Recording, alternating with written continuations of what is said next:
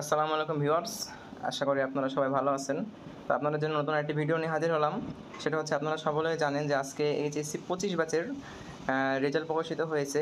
তো রেজাল্ট যারটা যেমন হয়েছে সেটা নিয়ে কথা না বলি, কারণ এবার যেহেতু খাতা অনেক হার্ডভাবে দেখা হয়েছে। তো প্রত্যেকেই জানো যে পাসের হার কিন্তু 57% মতো পুরো বাংলাদেশের অ্যাভারেজ।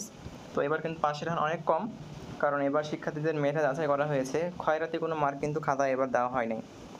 বিগত বছরগুলোতে তোমরা দেখেছো যে 90%, 98%, 88 পর্যন্ত পাস ছিল, কিন্তু এবার কিন্তু পাসের হারটা অনেক কমে এসেছে। A+ হারটাও কিন্তু অনেক কমে এসেছে। তো যাই হোক, রেজাল্টের পরবর্তী সবার মনে একটা প্রশ্ন, সেটা হচ্ছে বোর্ড চ্যালেঞ্জ কীভাবে করব। তো এই নিয়ে আমাদের আজকের ভিডিও। এই ভিডিওতে তোমরা সম্পূর্ণ দেখলে বুঝতে পারবা যে কীভাবে বোর্ড চ্যালেঞ্জ নিজে বাসায় বসে করতে পারবা। তো আসো আমরা বিস্তারিত বলি। তোমরা যারা এখন আমাদের চ্যানেলটি সাবস্ক্রাইব করো নাই, চ্যানেলটি সাবস্ক্রাইব করে আমাদের পাশেই থাকবে, কেননা নিত্য নতুন বিভিন্ন আপডেট তথ্য আমাদের চ্যানেলে কিন্তু পেয়ে যাবে। বোর্ড চ্যালেঞ্জ করা নিয়ে ঢাকা মাধ্যমিক উচ্চ মাধ্যমিক শিক্ষা বোর্ড একটি নোটিশ জারি করেছে। সেটা হচ্ছে আবেদনের তারিখ হচ্ছে 17 থেকে 23 পর্যন্ত, অর্থাৎ কাল থেকে 23 অক্টোবর পর্যন্ত কিন্তু তোমাদের সময়।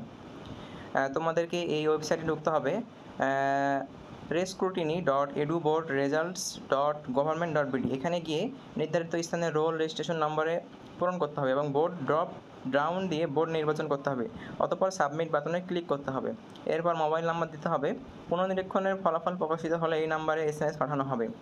পরবর্তী স্ক্রিনে শিক্ষার্থীর বিষয়ভিত্তিক ফলাফল দেখানো হবে। এক বা একাধিক বিষয়ে ফলাফল পুনর্নিরীক্ষণের জন্য বিষয়সমূহ নির্বাচন করে ফি প্রদান করুন বাটনে ক্লিক করতে হবে। প্রতিটি পত্রের জন্য 150 টাকা হারে ফি প্রযোজ্য হবে। দ্বিপত্র বিশিষ্ট বিষয়ের ক্ষেত্রে উভয় পত্রে আবেদন করতে হবে। পরবর্তী স্ক্রিনে পদেয় ফি এর পরিমাণ লেখা থাকবে, যেমন বিকাশ, নগদ, সোনালী সেবা, DBBL, রকেট এবং টেলিটক সিমের মাধ্যমে ফি পরিশোধ করা যাবে।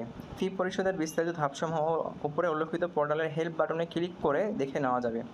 ফি পরিশোধ করে আবেদনের পোর্টালে এসে জমা দিন বাটনে ক্লিক করতে হবে। উল্লেখ্য, ফি প্রদান করে একবার আবেদন জমা দেওয়ার পরে আরও বিষয় যুক্ত করতে চাইলে একইভাবে তা করা যাবে, তবে এক্ষেত্রে নতুনভাবে মোবাইল নম্বর দেওয়ার প্রয়োজন হবে না। এছাড়া ফি পরিশোধের আগে যদি আবেদন পরিবর্তন বা পরিমার্জনের প্রয়োজন হয়, সেক্ষেত্রে মুছে ফেলুন বাটনে ক্লিক করে নির্বাচিত বিষয়গুলো যেগুলোর জন্য এখনও ফি প্রদান করা হয়নি প্রত্যাহার করা যাবে এবং নতুন করে বিষয় নির্বাচন করা যাবে। তবে একাধিক ফি জমা দিলে আবেদনকৃত বিষয়গুলো আর বাতিল করা যাবে না এবং কোনো অবস্থাতেই ফি ফেরত দেওয়া হবে না।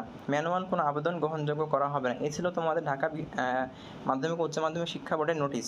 তো কীভাবে এটা নিজে করবা এই নিয়ে আমাদের চ্যানেলে পরবর্তীতে ভিডিও আসবে, কারণ তোমরা জানো যে 17 তারিখের আগে কিন্তু এটা কখনোই করা সম্ভব হবে না। সো আমরা কালকে একটি ভিডিও আপলোড দেবো, সেটা চ্যানেল তোমরা দেখে নিতে পারো আমাদের চ্যানেলে পরবর্তীতে ভিডিওতে।